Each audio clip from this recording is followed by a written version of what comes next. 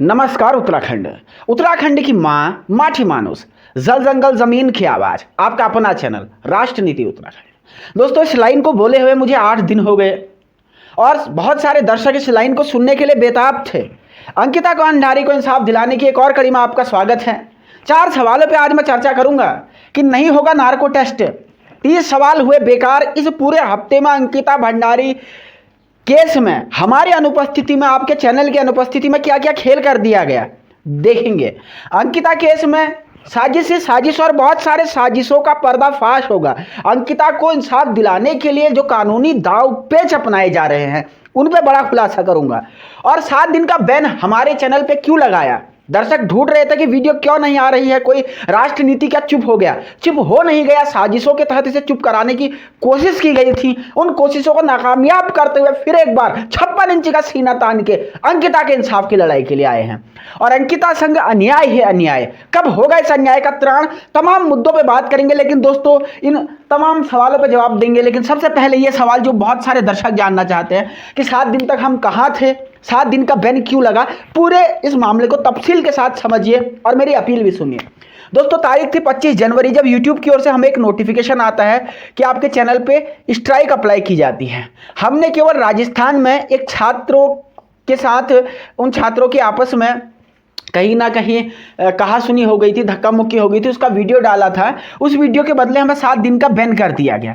अब आप कहोगे यूट्यूब में तो सबके लिए बैन लगता है। ऐसे में अभी भी मैंने यूट्यूब का ऐसे 20 चैनलों की लिस्ट सौंपी है। सेम वीडियो उन्हीं चैनलों पर चल रहा है, सेम वीडियो, लेकिन यूट्यूब ने कोई एक्शन उनके खिलाफ नहीं लिया।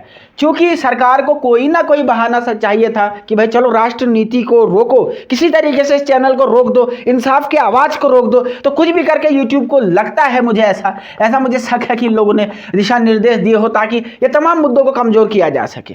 और दर्शक हमें ढूंढते रह गए 7 दिन तक। लोगों ने सोचा कि राष्ट्र नीति ने आवाज उठाना छोड़ दिया। दोस्तों, मजबूरी क्या कि मैं 7 दिन चाह के भी अपने चैनल पे कुछ नहीं कर सकता था।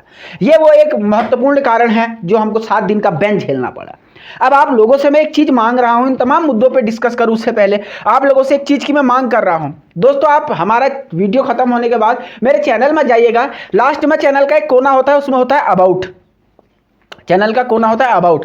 वहां पे मेरे जो अदर यूट्यूब चैनल है, एक यूट्यूब चैनल है हमारा राज्य नीति उत्तराखंड, नीचे उसका लिंक दिया हुआ है। इसके अलावा मेरे फेसबुक का लिंक दिया हुआ है, मेरे इंस्टा का लिंक दिया हुआ है। उन सभी जगह पे जाकर के आप सब्सक्राइब और फॉलो कर लो, क्योंकि निकट भविष्य में अगर कभी कुछ ऐसा हो जाता है तो आप मुझे ढूंढते इधर उधर ना रह जाइएगा। आप दूसरे मंच पे चेक कर दीजिए। तो आप सभी लोगों से हाथ जोड़ के मेरी विनम्र प्रार्थना है, क्योंकि साजिशें आगे भी चलती रहेंगी तो आप सभी लोगों को हर एक मंच पे जाकर के जितने हमारे सच्चे मन से चाहने वाले लोग हैं उन्हें मुझे फॉलो कर लेना चाहिए।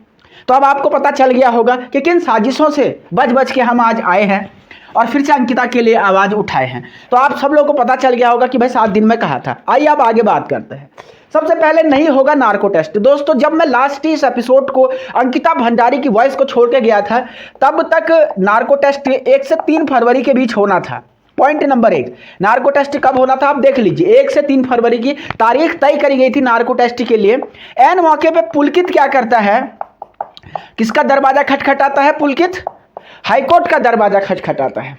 और हाईकोर्ट में क्या दलील दी जाती है पुलकित के वकीलों के द्वारा? गौर से सुनिएगा। दलील दी जाती है क्योंकि अंकित और सौरभ ने, जो कि पुलकित के साथी हैं, अंकित और सौरभ ने नार्को टेस्ट करने से क्या कर दिया है? मना कर दिया है। तो अकेला मेरा नार्को टेस्ट क्यों?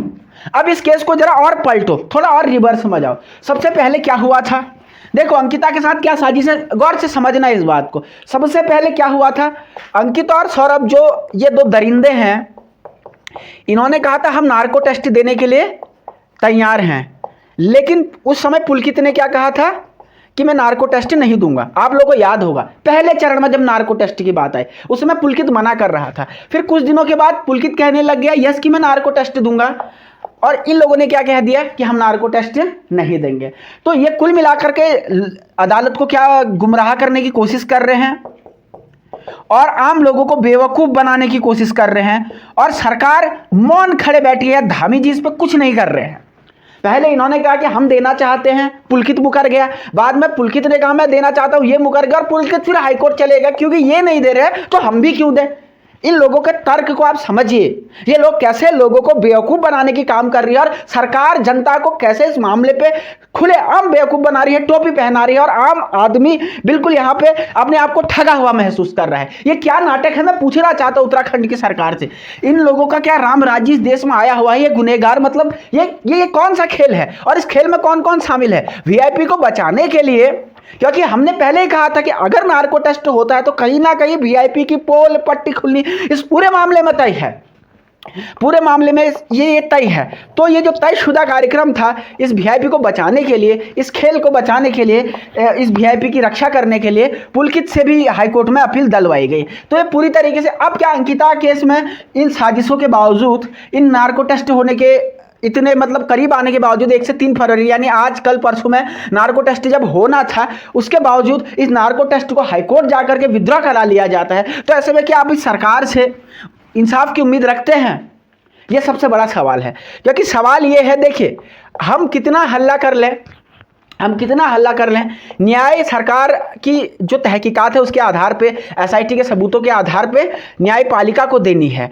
और जब न्याय इनको देनी है और इस प्रकार का लचर रवैया बहन अंकिता के साथ उस केस में अपनाया जा रहा है, तो ये एक खून खौलाने वाली बात है। मतलब आम आदमी, गरीबों के बच्चों को इतना कमतर धामी सरकार आकर रही है। शर्म करनी चाहिए मुख्यमंत्री साहब आपको कि ऐसे ये गुनहगार खुलेआम कानून का जो है एक प्रकार से आंख मिचौली यहाँ पर खेल रहे हैं, आंख मिचौली का खेल खेल रहे हैं। और कहीं ना कहीं ये लोग बेवकूफ़ बनाने का काम कर रहे हैं। एक बार वो हाँ बोल रहा है, फिर वो ना बोल रहा है। आपके सरकार का पैसा भी ये लोग वेस्ट कर रहे हैं। इतनी बड़ी एसआईटी के लोग पीछे लगे हुए हैं, उन लोग का टाइम वेस्ट कर रहे हैं और आप लोग यहाँ पे खड़े बैठे बैठे तमाशा देख रहे हैं।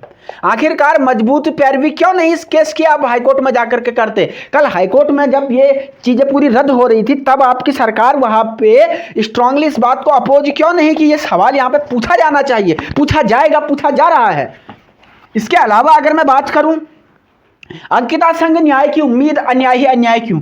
देखिए यहाँ पर एक बहुत बात आज स्पष्ट करना मैं आवश्यक समझता हूँ। It should be pretty much clear कि अगर कहीं ना कहीं ये लोग अब ऐसे ही गोल एक गोलमाल कार्य ये लोग करते रहेंगे, तो मुझे नहीं लगता कि इंसाफ की मुहिम बहुत सफल हो पाएगी। और जो चैनल से इनके खिलाफ काम करते हैं उनको इस प्रकार से यूट्यूब से बोल के ये लोग बैन करवा देते हैं। क्योंकि अगर यूट्यूब में ऐसी कोई पॉलिसी होती तो भैया उन 20 चैनलों को भी बैन करवाते। केवल राष्ट्रनीति के खिलाफ क्यों एक्शन लिया गया?